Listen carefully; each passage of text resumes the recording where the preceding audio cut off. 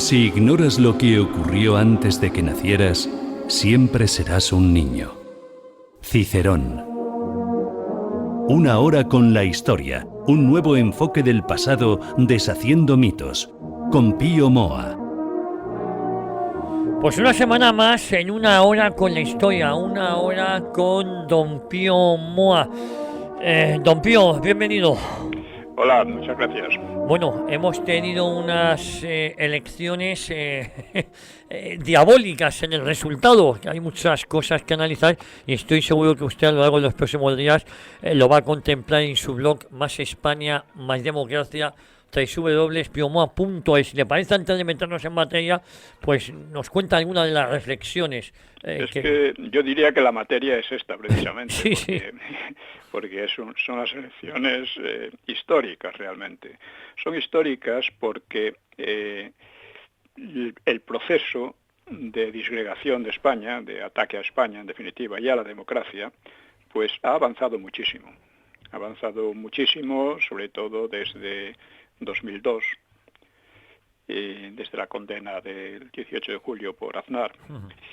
Y estamos en una situación prácticamente de golpismo permanente en Cataluña. Bildu está preparando otro golpe en Vascongadas. De hecho, en Galicia y en Andalucía la política del PP es idéntica a la de los separatistas, es decir, utilizar las lenguas regionales contra la lengua general, la lengua nacional. Y, en fin, esto hace que se haya llegado a esta situación de empate, vamos a decir. A lo mejor hasta se repiten las elecciones, no me extrañaría.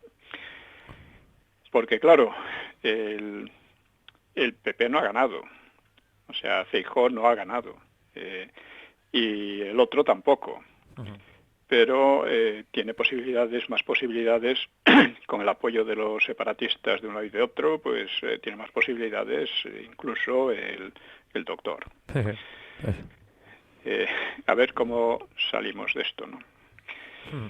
Y, claro, para la mayoría de los analistas, las cuestiones políticas de fondo que estaban que estaban presentes en estas elecciones, pues eso carecía de importancia. Lo que les importaba eran las encuestas. El tal Michavila, un tontaina experto y científico según él, pues se ha lucido, ¿no? Pero casi siempre las encuestas dan unos resultados aproximados o incluso completamente falsos. Casi todas decían que iba a ganar la derecha, entre comillas, con un PP agrandado y con un Vox mermado. Y ahora resulta que podría seguir mandando el doctor y su banda de delincuentes, porque son delincuentes, ¿no? Desde un punto de vista político, bien podría aceptar el pacto que le proponía Puigdemont. Podía aceptar el doctor el pacto de Feijóo, aceptar a Feijóo como el que ha vencido, ¿no? Porque entre los dos no hay ninguna diferencia de fondo. Sí.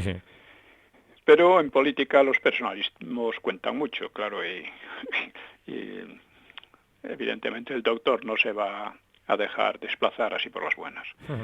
Hasta, ni ha felicitado, cosa que ha extrañado a muchos, no sé por qué, ni ha felicitado al otro, al supuesto ganador, ni ha dado por hecho que el supuesto ganador vaya a gobernar.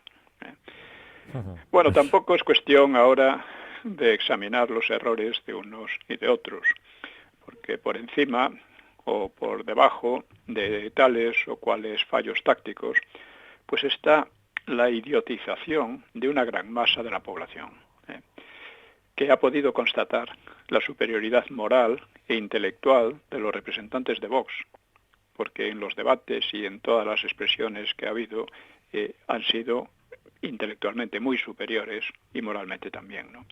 Y en cambio, la mayoría de la gente ha preferido guiarse por los lemas vacíos de los otros, ¿no?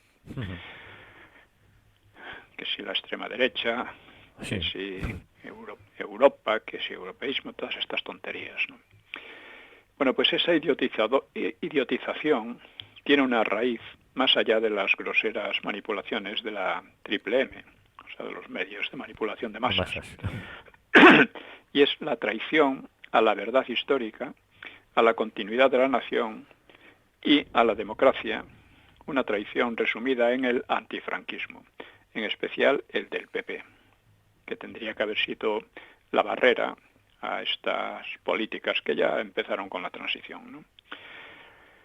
Por esto voy a leer de nuevo la entrada que puse el 18 de julio, porque mientras no se aborde en serio y muy a fondo políticamente este problema, esa raíz seguirá generando plantas venenosas.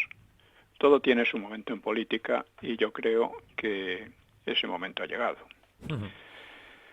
El 18 de julio, pues yo señalé que lo siguiente. La guerra civil, oficialmente, según se dice, por unos y por otros, comenzó el día 17, pero oficialmente el 18. Bueno, pues no es así. La guerra civil española no comenzó entonces, sino que se reanudó. La guerra la comenzaron el PSOE y los separatistas catalanes, curiosamente siempre juntos, vuelven a estar juntos y con objetivos muy parecidos, ¿no? Pues empezaron el 6 de octubre de 1934. Después de un año de preparación clandestina y de maniobras desestabilizadoras, algo que he expuesto con pelos y señales y con sus propios documentos en el libro Los orígenes de la guerra civil. Como digo, lo he demostrado de modo inapelable, no como críticas exteriores, sino por lo que ellos mismos decían. Apenas perdidas las elecciones de noviembre del 33, los separatistas catalanes, aunque aquellas elecciones eran distintas de las elecciones regionales, pues se declaró en pie de guerra. Y el Partido Socialista lo mismo. La guerra en octubre del 34 duró solo 2 semanas, pero los partidos guerra civilistas se unieron más estrechamente de derecho o de hecho en el Frente Popular. Y en las elecciones de febrero-abril de 1936 dieron un nuevo golpe, falsificando las votaciones e instalando un régimen de terror que destruyó la República. Digo elecciones de febrero-abril del 36 porque las elecciones tuvieron una primera vuelta, el 16 de febrero, después una segunda vuelta, algo más tarde, y el proceso electoral no acabó, sino que fue aprovechado de manera ilegal para quitar escaños a la derecha, escaños que la derecha había ganado, y para repetir algunas elecciones de una manera brutal, es decir, con coacciones brutales por parte de la izquierda, y finalmente para destituir a Alcalá Zamora, que fue el presidente culpable de aquellas elecciones, pero que, en definitiva, la manera como lo destituyeron, pues es tan grotesca que ya revela un poco toda la situación. Es decir, lo destituyeron alegando que la anulación de las Cortes, o sea, como de las Cortes era la segunda a la que tenía derecho, y esta segunda, si era declarada por el Parlamento innecesaria, pues el presidente, o sea, Alcalá Zamora, sería destituido. Y aquellas elecciones, que unos decían que eran las primeras y otros las segundas, es una cosa que tendría que haber resuelto el Tribunal de Garantías Constitucionales, pues lo decidieron por su cuenta y riesgo en la mayoría ganada ilegítimamente e ilegalmente por la izquierda, por el Frente Popular. Lo destituyeron, con lo cual, al decir que habían sido innecesarias, estaban diciendo que ellos mismos, que habían ganado aquellas elecciones debido a aquella anulación de las Cortes, pues que ellos mismos eran innecesarios, eran ilegales, habría que repetirlo todo. En fin, esta es la situación verdaderamente grotesca que hoy en nuestros días se está repitiendo de muchas maneras. como con leyes que atacan las libertades, con leyes que atacan la unidad de España, etcétera, etcétera. Y lo que ocurrió a continuación fue, ya digo, un régimen de terror, porque en solo 5 meses hubo más de 300 muertos, cientos de iglesias destruidas, hubo numerosos locales de la derecha incendiados, registros de la propiedad incendiados también, ataques a las fincas, invasión de propiedades privadas y, en fin, una serie de desmanes que verdaderamente, en fin, justificaban plenamente una rebelión. Esto, como decía Stanley Payne, cuando se sublevaron en USA las provincias, las colonias, las 13 colonias inglesas, no tenían ni la mitad de razones para sublevarse que las que tenían los nacionales para sublevarse el 18 de julio. No es casual, además, que el levantamiento del 18 de julio comenzara invocando la República y con la bandera republicana. Eso es algo que ha sorprendido a muchos, pero es normal porque lo que estaba demostrando es que quienes habían destruido la República eran los del Frente Popular, la alianza de izquierdas y de separatistas. Y por lo tanto, en principio, era el golpe planeado por Mola, que era republicano, pues era para, en fin, recuperar la República, por así decir. Pero la República era ya irrecuperable. Aquello, en fin, por parte de los nacionales aquella bandera no iba a durar, porque la misma República había resultado un experimento caótico y nadie quería continuarla, ni en la derecha ni en la izquierda. Lo que pasa es que en la izquierda el Frente Popular, que mayormente se declaraba rojo entonces, pues supo aprovechar el cuento legitimador de la República. Y la derecha no le supo poner obstáculo, ni le quiso poner obstáculo. Pues eso fue un error clave. O sea, la derecha, los nacionales en general, señalaban como bando rojo y no republicano al otro, pero no fueron capaces de quitarle esa legitimación, de tal manera que los historiadores de derecha siguen hablando del bando republicano en la guerra.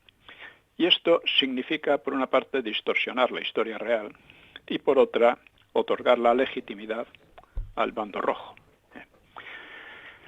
Para entender el sentido de aquella rebelión, pues es necesario recordar cuál fue la consigna en que insistió Franco. Nada de rebelarse por la República ni por la monarquía, sino por España. ¿Por qué? Pues porque lo que estaba en cuestión era la continuidad histórica, política y cultural de España, la cual estaba entonces decisivamente amenazada por aquella mezcla de sovietizantes y disgregadores del Frente Popular. Esta es la cuestión.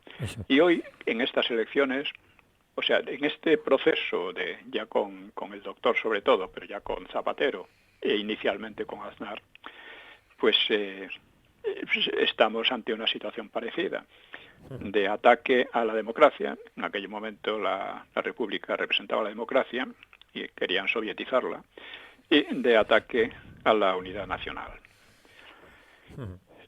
Como digo, el Frente Popular se componía de partidos que tenían una concepción común, una idea común, y era la demolición de la España histórica y de la Iglesia de manera particular, como el elemento peor de la España histórica y cultural. En eso coincidían todos, unos con más fuerza, otros con menos, pero eso era lo único en que coincidían, lo único que los unía, tanto a los republicanos de izquierda, a los de Azaña, como a los anarquistas, y por supuesto a los socialistas, comunistas y grupos separatistas vascos y catalanes. De hecho, en la guerra, el propio Azaña se quejó que nadie entre ellos tenía una idea nacional, casi nadie. Claro, él mismo la tenía negativa, pero por lo menos tenía una idea nacional, pero los otros ni eso, exceptuando los comunistas, pero de otra manera. una idea nacional soviética. Sobre esa negatividad, pues era difícil sostener una unidad de acción. Y esa fue una causa principal de su derrota. O sea, entre ellos estaban unidos en cuanto a lo negativo, pero no en cuanto a lo positivo. En lo que no querían, pero no en cuanto a lo que querían. Lo que querían chocaban unos con otros. El partido vio el problema, se dio cuenta de que con esa situación la guerra estaba perdida y se declaró entonces patriota a ultranza. En su propaganda, ellos eran los más patriotas, ellos defendían a España contra una invasión de moros, alemanes e italianos, y todo esto, ¿no?, que era increíble, pero era su propaganda y en alguna medida funcionó. Y además, los comunistas reivindicaron con más fuerza que nunca la legalidad republicana, que habían contribuido a destruir, pero que les venía muy bien entonces invocar. ¿Por qué? Pues porque ni los socialistas, ni los anarquistas, ni los demás pensaban en recuperar ninguna legalidad republicana. Pero esta maniobra, muy inteligente por otra parte, les vino muy bien, maniobra de los comunistas. Lo que pasa es que a pesar de todo ello, no logró resolver completamente el problema que de inepcia y de estupidez en muchos casos, de intrigas de sus aliados, ¿no? Por poner un ejemplo, los separatistas catalanes y vascos fueron en la práctica una gran ayuda para Franco, porque no pararon en todo momento de intrigar, de sabotear a sus aliados, a los comunistas, socialistas, etcétera. Esto lo explica muy bien, por ejemplo, en referencia a los separatistas catalanes, lo explica muy bien el propio Azaña, cómo estuvieron desde el primer momento usurpando las tareas y los derechos y en fin, el gobierno propiamente del Frente Popular, y tratando de crear en Cataluña una situación de hecho de separación. Los separatistas vascos hicieron lo mismo. El PNV hizo exactamente lo mismo desde el principio. Con lo cual, claro, la división les perjudicaba a todos, pero estos no veían eso. Es más, tanto los separatistas vascos como los catalanes estuvieron todo el tiempo intrigaron incluso con Alemania, con Italia, pero y sobre todo con Londres y con París, a los que llegaron a prometer prácticamente pues la entrega de grandes territorios españoles. O sea, una de las ideas que ofrecían a Francia e Inglaterra era un protectorado del Ebro para arriba, incluyendo Aragón también. Estas era lo que hacían a espaldas del propio Frente Popular, quiero decir, a espaldas no del Frente Popular, sino del gobierno, que se llamaba el Frente Popular, que era el gobierno sobre todo socialista, el gobierno de Negrín. Con lo cual, pues ya digo, estas cosas llegaron a causar incluso una pequeña guerra civil entre ellos mismos, entre los comunistas y los comunistas y los anarquistas, que en un momento dado parecía que los separatistas lo iban a aprovechar, pero en este sentido las instrucciones de Moscú eran bastante más razonables y decían, bueno, el separatismo, nada. Mientras dure la guerra, tenemos que estar unidos ante todo. Y claro, como no había manera de meter en vereda a aquella gente, a los socialistas, anarquistas y demás, pues los comunistas, una de las cosas que hicieron fue liquidar a muchísimos de ellos. O sea, cuando se habla de víctimas de la guerra, siempre se olvida a las numerosas víctimas que hubo entre las propias izquierdas. Víctimas causadas sobre todo por los comunistas, que lógicamente no había manera de hacer camino con aquellos otros, con los socialistas, republicanos de izquierda y separatistas, que estaban siempre intrigando, ¿no? Justo.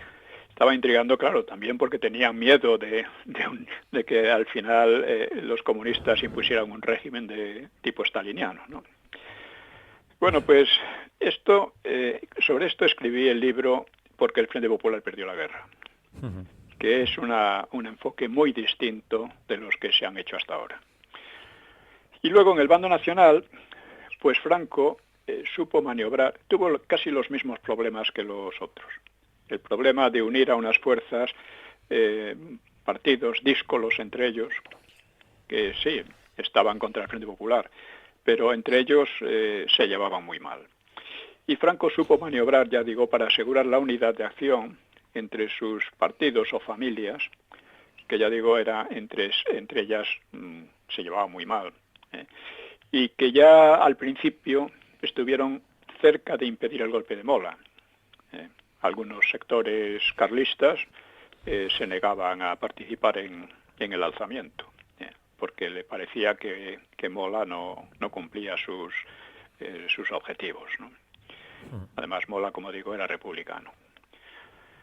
Bueno, pues Franco además mantuvo una economía eficaz, mientras que en el otro bando, pues una de las cosas que hubo fue un hambre terrible, ¿no? En España hubo 2 periodos de hambre importantes.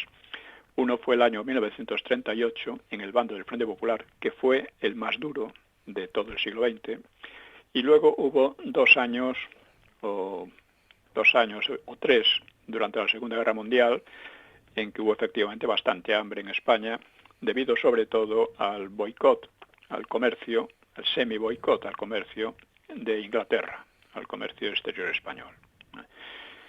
Y luego, en el 46, 47, pues debido a la política de aislamiento, que, bueno, era una política verdaderamente criminal para España, porque pretendía crear una situación de hambre general, con la cual obligaría a la gente a rebelarse contra el régimen de Franco.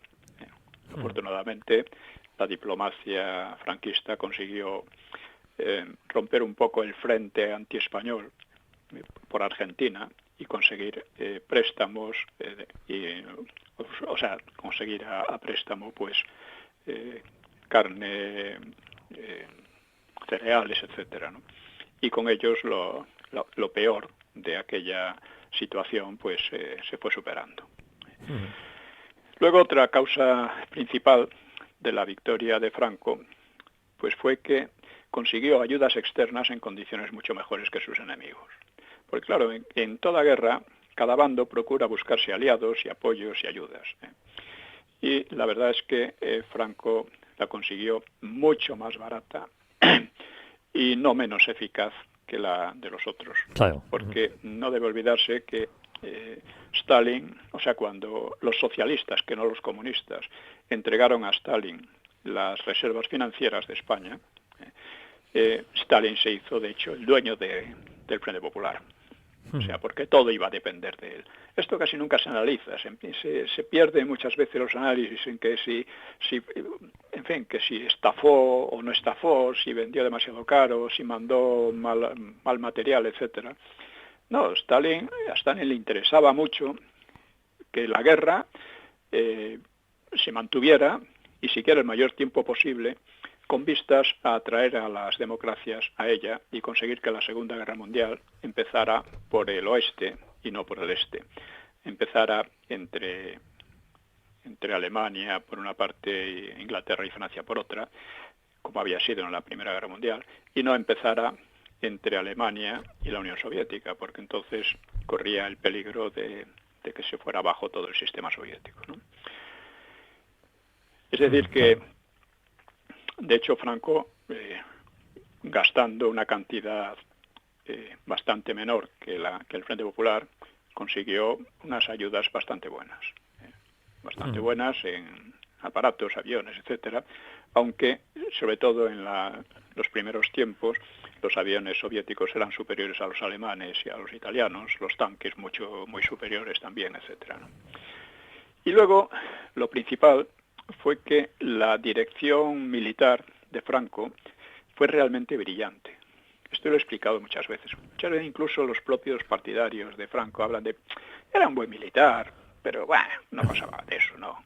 Un poco mediocrillo y bien, pero tuvo suerte y la verdad es que su capacidad, tanto táctica como estratégica, lo convierten en uno de los militares más brillantes del siglo XX en España y fuera de España, porque prácticamente ganó todas sus batallas y además ganó la guerra, porque hay militares que ganan muchas batallas y pierden la guerra, ¿no? Y los hay que pierden muchas batallas y ganan la guerra por alguna situación muy especial. Él además ganó la guerra con una gran economía de sangre. Todas esas tonterías de Preston y similares, hablando de guerra de desgaste, de guerras de exterminio, etcétera, no tienen el menor sentido. O sea, Franco partió de una situación muy difícil, de una inferioridad material abrumadora, y solo después de tomar el norte, o sea, la parte del Cantábrico, pues digamos que consiguió una ligera superioridad material.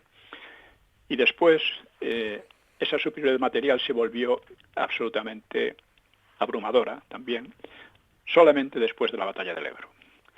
Y después de la batalla del Ebro, él pudo haber aplastado de manera total, y si fuera un sanguinario como lo presentan, lo habría hecho, al Frente Popular. En lugar de eso, esperó a que el Frente Popular se descompusiera y ganó sus últimas batallas sin disparar un tiro, mientras los del Frente Popular se mataban entre ellos. Bien. Todo esto explica la victoria de Franco, porque además no hay que olvidar que Franco siempre, en fin, no es que sus compañeros en general fueran muy brillantes. Es decir, la verdad es que si no fuera por él, posiblemente hubieran perdido la guerra, probablemente. Y desde luego habrían perdido la paz, porque Franco tenía además una visión política muy superior a la de los suyos, ¿no? De sus compañeros, ¿no? Bueno, pues terminada la guerra, no podía volver a una república porque nadie la deseaba. O sea, ni tampoco podía venir una democracia que estaba imposibilitada por la experiencia republicana y por el carácter antinacional de los partidos del Frente Popular. Esto hacían imposible una democracia, ¿no? Tampoco podía venir una monarquía, porque la monarquía se había suicidado, prácticamente, se había desprestigiado y casi nadie pensaba en ella. Aunque Franco consideró finalmente que iba a ser el régimen mejor, siempre que se estabilizase primero el país y se reconstruyese, y que sería mejor en el sentido de que la monarquía traía un plus de estabilidad y de continuidad histórica, que claro, las dos repúblicas habían resultado un verdadero desastre, ¿no? Así que el régimen resultante no quedó muy bien definido ideológicamente, pero a pesar de todo fue lo bastante fuerte para evitar la entrada en la Guerra Mundial, fue lo bastante fuerte para derrotar luego al maquis y derrotar al aislamiento internacional. Esto requiere una fuerza, un apoyo popular y una fuerza política muy grande, porque eran evitar la Guerra Mundial y luego la derrota del maquis y el aislamiento claro, eran unos desafíos fortísimos, ¿no? Y quiero insistir en que si no es por el propio Franco, es muy probable que otros en el propio régimen nos hubieran metido o en la guerra mundial o habrían traído aquí a Don Juan, una monarquía completamente que tenía primero que no iba a tener apoyo prácticamente y que sería utilizada por la izquierda para irla liquidando, ¿no? Después, que era lo que pensaba, y por otra parte sería una monarquía completamente sometida a Inglaterra. Al Reino Unido, sí. Era tutelada por Inglaterra. Pero esto no es ningún misterio, es así. Y yo sospecho que actualmente, después de todo lo que ha pasado, tenemos una monarquía también tutelada por Inglaterra. Lo cual no es nada bueno para su propio estabilidad y continuidad, ¿no? Pues y finalmente el franquismo creó una sociedad nueva. Hablo de franquismo en el sentido que la personalidad de Franco tenía una gran importancia, porque, como decía Fernández de la Mora, no existe una ideología franquista en general. Pero la idea de Franco la posición de Franco tenía una gran importancia, y lo que había era sobre todo la idea de recuperar la España tradicional, la España, a ser posible, de los Reyes Católicos, crear una nueva cultura sobre la misma base, sobre las mismas raíces. Y bueno, pues en esto tuvo un éxito relativo. Y finalmente creó una sociedad nueva, una sociedad libre de los viejos extremismos y los viejos odios que habían destruido la República, una sociedad próspera como nunca antes, con excelente salud social. Esto es muy importante, nunca se habla de ello tampoco, pero por salud social entendemos los índices negativos de delincuencia, de droga, alcoholismo, en particular alcoholismo juvenil, de suicidios, etcétera, etcétera. En todo esto, de población penal y demás. En todo esto, España era el país con más salud social de Europa. Y todavía consigue, en cierto modo, mantenerlo. Y sobre todo, quedó afianzada la unidad nacional. O sea, se puede decir que, paradójicamente, estos inmensos servicios agotaron el régimen debido a, como señalé, a su poca definición ideológica y su dependencia política de la personalidad de Franco, que era inevitable, pero puede decirse que el régimen murió de éxito. Esto es importante tenerlo en cuenta. Así, ya antes de la muerte de Franco, el franquismo se iba descomponiendo, mayormente por efecto del Vaticano II.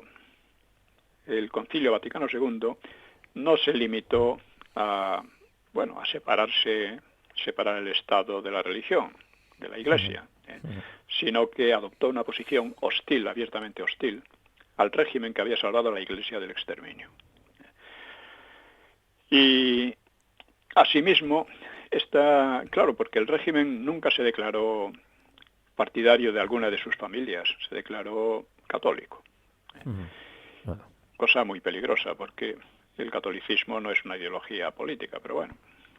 Y asimismo, lo que ocurrió, sobre todo después del Vaticano II, fue una doble disgregación, una disgregación entre sus familias, que entre ellas, como hemos dicho ya en la Guerra Civil, un gran éxito de Franco fue mantenerlas unidas, pero que estaban cada vez más desunidas, cada uno ya tiraba por su lado.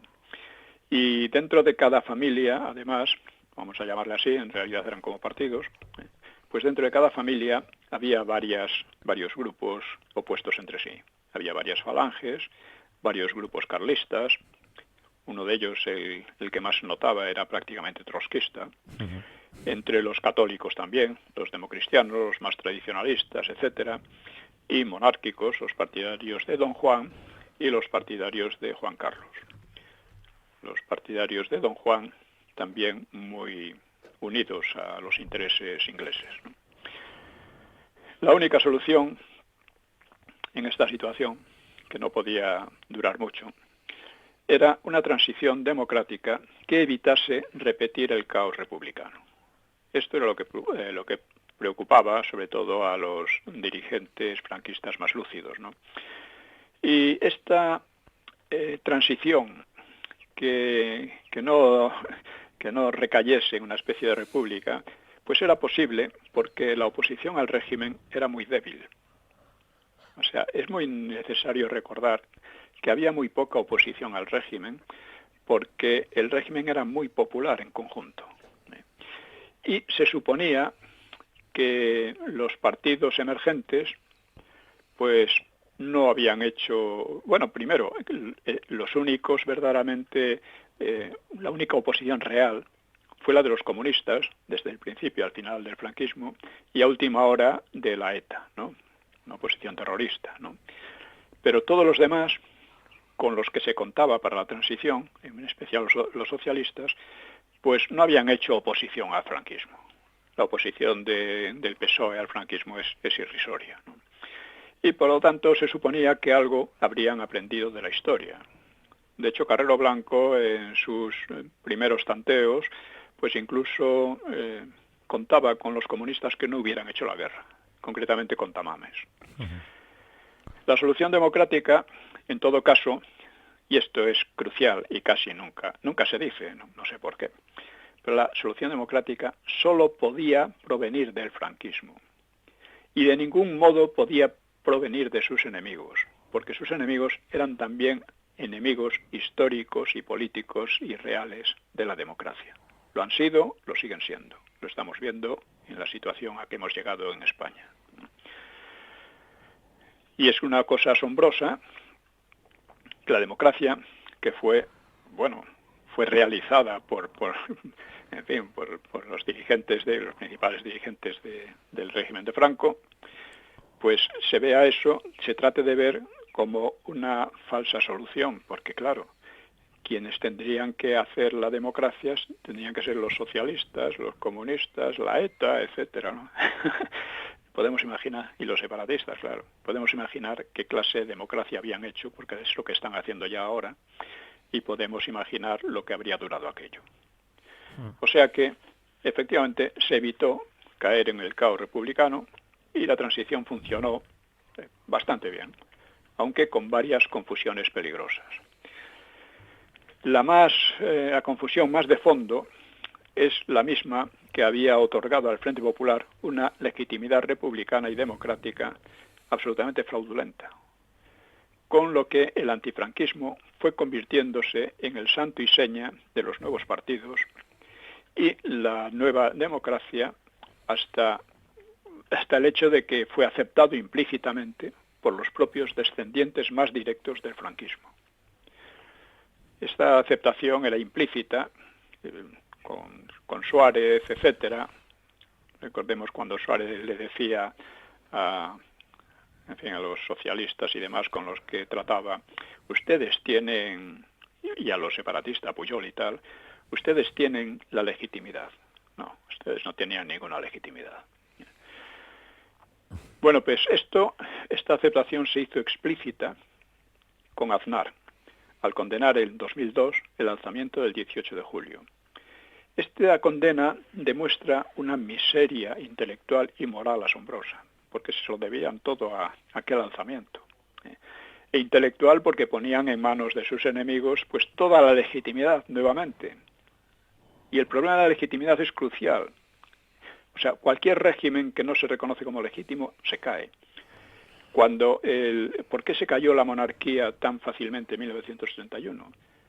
Porque ella misma no se consideraba legítima. Constantemente le estaban atacando de ilegítima desde los principales intelectuales hasta los socialistas, los republicanos, todos. Y ellos mismos perdió la confianza en sí mismo. Bueno, pues esto es... aquella condena, ya digo, abrió de par en par las puertas a las derivas posteriores del PSOE y los separatistas, que formaron un nuevo Frente Popular de facto, al que se unió como auxiliar el PP. Y por eso nuevamente España está sufriendo la presión brutal de la disgregación separatista y de una sovietización modificada, una sovietización con leyes totalitarias, etcétera. Digo modificada porque no es la misma historia proletaria y demás de los años 30, ¿no? Pero al final viene a ser algo muy parecido. Leyes totalitarias, como las de memoria histórica, etcétera, y que todo ello, además, queda legitimado por el antifranquismo. Ellos son antifranquistas, por lo tanto son demócratas, por lo tanto tienen derecho a hacer estas leyes. Y además, como antaño, esto se basa en la denigración sistemática de la historia de España. He escrito, por ejemplo, el libro sobre la Reconquista, sobre todo porque en la universidad y en la enseñanza se está imponiendo la historieta de que España no tuvo reconquista, de que aquello no fue y que en todo caso los buenos eran los moros, ¿no? Sí. Esto está funcionando desde hace años y, por desgracia, la resistencia es escasa. Yo he hecho lo que he podido, analizando la situación, analizando toda esta historia, pero ya digo, la democracia también se ha degradado a un conchavamiento de los enemigos de España y de la libertad, empezando por el PP y el PSOE. Claro, uno se puede plantear si fue entonces inútil la guerra y fue inútil la reconstrucción franquista. Bueno, en la historia todo evoluciona y el hecho de que los logros del franquismo, recordemos, unidad nacional, paz, independencia, libertades, sobre todo libertad personal. Digamos, libertad personal es aquella libertad que no está regulada o impuesta por el Estado. Actualmente, los gobiernos, o sea, el Estado, hablando en general, se están entrometiendo hasta en los sentimientos de las personas. Y se acepta, se está aceptando, ¿no? Esto nunca había pasado en el franquismo. Otro de los logros fue la monarquía y, ya digo, la propia democracia finalmente. Bueno, pues todo esto persiste, aunque muy amenazado, y el hecho de que persista revela las fuertes raíces de aquella experiencia histórica. Pero hoy se plantea a la actual generación de los españoles un desafío fundamental, que es de esperar que se resuelva por medios democráticos. Hace solo 5 años no parecía haber ninguna salida al contubernio PP-PSOE, y hoy afortunadamente ha surgido Vox, que representa una alternativa real, sean cuales sean sus defectos, que los tiene, lógicamente. Y esta es una esperanza, porque la generación actual tiene que hacer frente a este desafío y para ello tiene que reivindicar la historia real. Reivindicar la historia real es reivindicar la continuidad de España como lo que es, como una nación de fondo.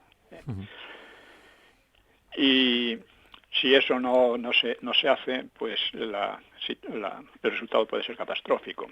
La unidad nacional es el suelo, es la base sobre el que puede haber una convivencia en libertad entre los españoles, aunque tengan ideas distintas. Sin esa unidad de fondo, no solo es imposible, como ya se ha demostrado históricamente, la libertad, sino que además España quedaría disgregada una serie de pequeños estados que serían lógicamente pues manipulados o manejados por otras potencias exteriores un poco más serias, ¿no? Uh-huh. Y es preciso tener en cuenta cuál es la situación. O sea, estamos ante un dilema: o vamos por un camino o vamos por otro. Sí, no hay otro.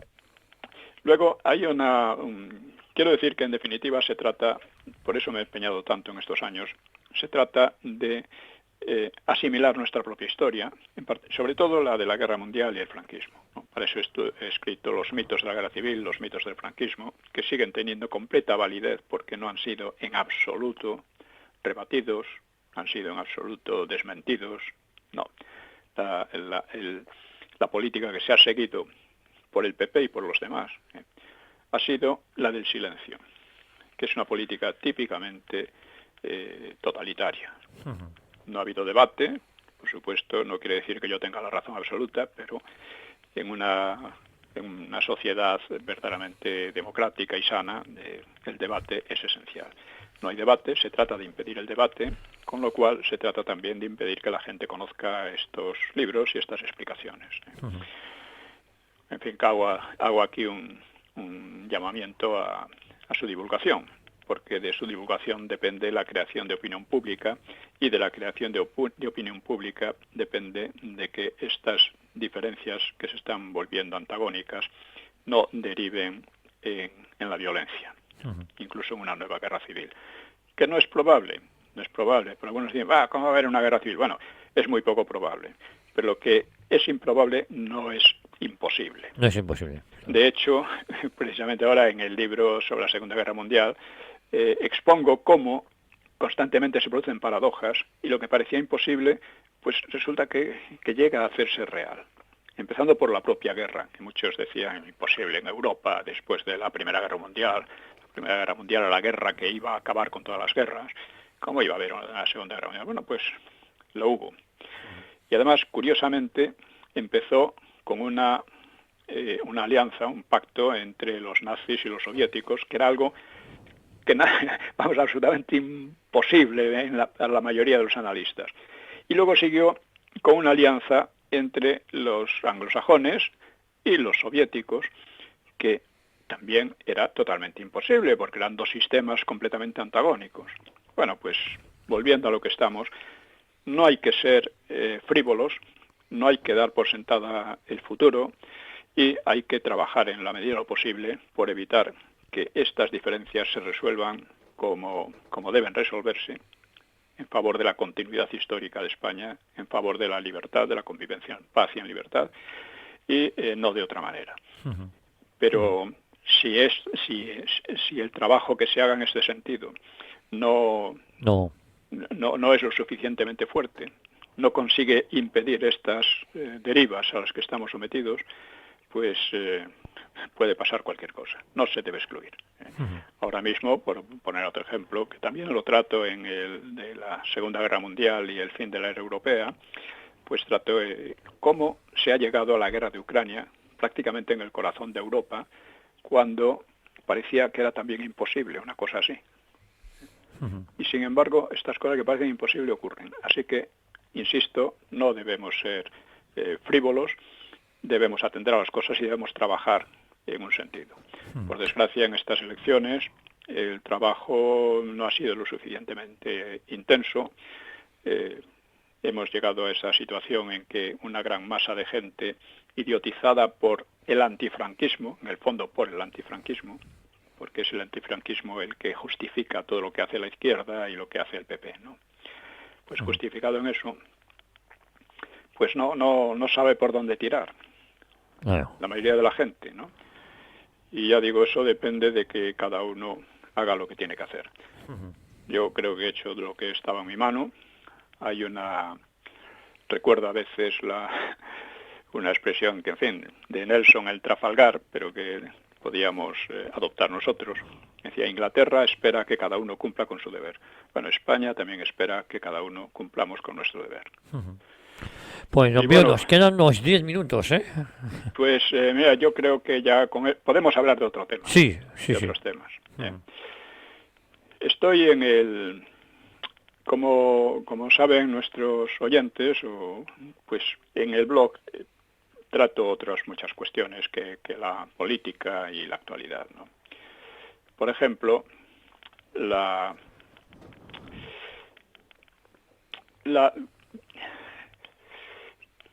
bestialidad un poco de 2030. Por ejemplo, estamos circulando vídeos que promueven la masturbación infantil y la pederastia, por un lado, y que promueven también el suicidio de los ancianos, por otro. O sea, la filosofía, por llamarlo así, de estas medidas, es que hay demasiados humanos y que la reproducción es un asunto muy menor en la sexualidad, casi sin importancia, y que los viejos ya han disfrutado de la vida.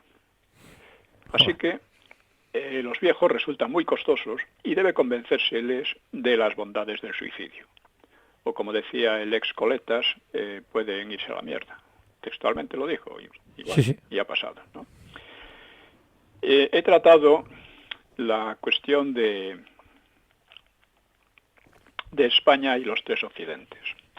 Porque en alguna tertulia me preguntaba un amigo a qué venía un libro más sobre la Segunda Guerra Mundial, teniendo en cuenta la enorme bibliografía que hay. Dice, ¿de veras hacía falta un libro más? Y dije, bueno, yo creo que sí. No un refrito de las interpretaciones en boga, interpretaciones sobre todo anglosajonas, sino un reenfoque. La versión hoy dominante sería la Alemania nazi, el mal absoluto, habría sido derrotado por Inglaterra y USA, junto con, secundariamente, la Unión Soviética, otro régimen malvado, aunque menos que el alemán, y que pudo cosechar éxitos gracias fundamentalmente a la ayuda material de USA. Esto me parece una versión propagandística y creo que la he desbaratado en el libro. Y que además no incluye adecuadamente el principal fondo histórico del conflicto, que no fue solo entre potencias, sino fundamentalmente entre ideologías. O sea, yo compararía esa guerra con la Segunda Guerra Púnica, porque de la Segunda Guerra Púnica es de donde nace Europa, donde nace España y donde nace Europa. O sea, si entonces hubiera ganado Cartago, la historia habría sido distinto, ¿no? El Imperio Romano no habría existido, etcétera, etcétera.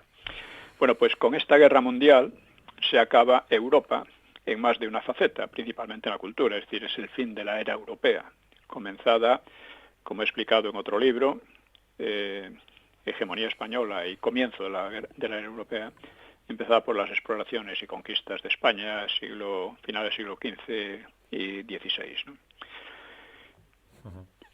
Claro, me objetaban, bueno, pareces dar por liquidada a Europa ya para los restos. No, le digo, no lo afirmo, pero hoy por hoy no se ven indicios de otra cosa. Lo estamos viendo en relación con la guerra de Ucrania y muchas cosas más. No solo es un problema político o militar, sino ante todo cultural.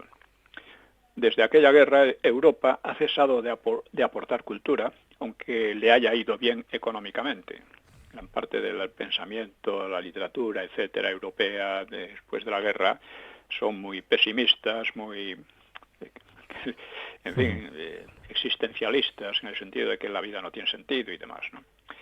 Es más, en el plano de la alta cultura, el proceso es más bien el de una autodemolición, empezando por la de la historia, es decir, la historia de los 4 siglos y medio de era europea, que están siendo atacados un poco de la misma manera que se atacaba a España con la leyenda negra, la llamada cultura woke y todas estas tonterías, ¿no?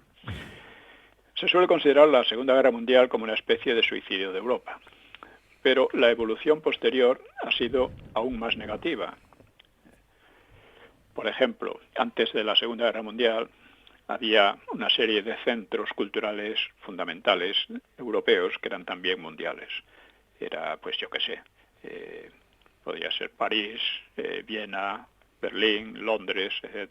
De ahí salían las ideas, la literatura, el pensamiento, todo esto, ¿no? La ciencia, ¿no? Eso actualmente ya no es así. Claro, uno se pregunta, ¿podría cambiar esto? Pues no lo sé. Yo señalo, sin embargo, que Europa es el núcleo creador de lo que se suele llamar Occidente, y en ese concepto de Occidente se pueden distinguir algo así como 3 suboccidentes, de los que nunca se habla.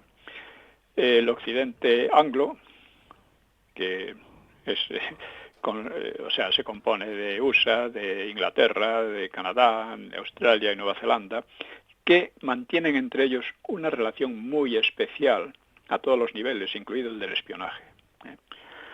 Está el suboccidente centroeuropeo, que gira en torno a Francia y Alemania, a pesar de que entre las dos han estado muy enfrentadas, pero desde el punto de vista cultural son núcleos fundamentales, ¿no? Y luego, en tercer lugar, está el suboccidente hispánico. Siempre insisto en que el hecho de haberse abstenido España en la Segunda Guerra Mundial podría tener un alcance histórico de primer orden, quizá de revitalización cultural y espiritual, aunque hoy por hoy no lo veo, porque el panorama cultural europeo es muy triste. Así como el económico va bien, europeo es muy triste. Estoy tratando también una serie de críticas del marxismo que trata de llegar desde la teoría del descenso de la tasa de ganancia, o sea, el análisis económico fundamental de Marx, hasta su concepción materialista de la vida. Entonces voy llevo ya 15 entregas tratando de explicar estas cuestiones, que siguen siendo muy importantes porque el marxismo, aunque ha desaparecido en unos aspectos, está presente de nuevo en otros. O sea, en España el Partido Socialista sigue siendo marxista, se siente orgulloso de su historia, una historia criminal realmente, ¿no? Está aliada con Podemos, con la ETA que sigue existiendo evidentemente, aunque en su sector político. La ETA es también de ideología comunista o comunistoide o marxista, ¿no? El marxismo ha cambiado, por ejemplo, la lucha de clases a la lucha de sexos y cosas por el estilo. Pero es la concepción de base, o sea, materialista y de lucha social, pues es muy parecida. Estoy tratando sobre la Ilíada, porque es un libro muy fundamental. La Ilíada, pues empieza, sus primeros versos empiezan por constatar que el destino humano no está en manos de los hombres, que es algo que cualquier observación puede comprobar, ¿no? Sin embargo, los héroes actúan, luchan, los héroes de la Ilíada, claro, se debaten entre opciones, entre ideas e impulsos contradictorios, obran de acuerdo con rasgos personales de carácter que tampoco son del todo suyos, porque un dios se los ha dado, ¿no? Y dudan, se angustian ante el porvenir, temen a la muerte, lloran por los suyos, por la desgracia de los suyos, aunque sepan que la muerte es inevitable. Bueno, pues en los mitos, además, combaten con monstruos externos que son una proyección de los monstruos del interior humano, la parte oscura de la naturaleza humana, los deseos y los miedos que escapan parcialmente a la conciencia. Y, por ejemplo, la cólera que domina a Aquiles, aunque en este caso no se recurre a una represión de monstruo exterior, sino que de una manera más racional, si se quiere, pues se habla de la cólera de Aquiles, pero que le lleva a hacer monstruosidades. Don Pío, nos queda un minuto. Bueno, pues nada, tratan, los hombres tratan de orientarse por las leyes o por las indicaciones de los dioses, pero las indicaciones de los dioses nunca están del todo claras. Y este contraste y combate entre la vida y el destino es el tema de la gran literatura, de Homero, de Shakespeare, de Cervantes, de Tolstoy, ¿no? Y que los ponen de forma punzante y emocional, pero no pueden darle solución, ¿no? El esfuerzo de la vida puede tratarse de una manera simple y consoladora. En la literatura predomina la literatura en que triunfa al final el bien y el mal es castigado, lo que también se presta a la burla o al humor, ¿no? Como un personaje de Oscar Wilde, una escritora que explicaba: en mi novela los buenos salen bien y los malos terminan mal, que es lo que significa la ficción. Sí. En fin. Bueno. Estoy tratando este tipo de cosas aparte de las políticas inmediatas y demás, ¿no? Porque me parecen importantes. Pues don Pío, si le parece lo dejamos aquí con la promesa de volver ya en el mes de septiembre, aquí a Informa Radio a una hora con la historia. Quiero recordar a nuestros oyentes la cuestión económica que siempre nos está agobiando. Hemos salido este mes, afortunadamente, en parte por la contribución especial de una oyente de 500 euros y cosas así. Pero insisto en que es necesario que nos asentemos y que no tengamos constantemente que estar atentos a este problema. Espero que lo comprendan nuestros oyentes. Seguro que sí. Le mando un abrazo muy fuerte y tenemos ocasión de hablar. Un abrazo para todos. Un abrazo.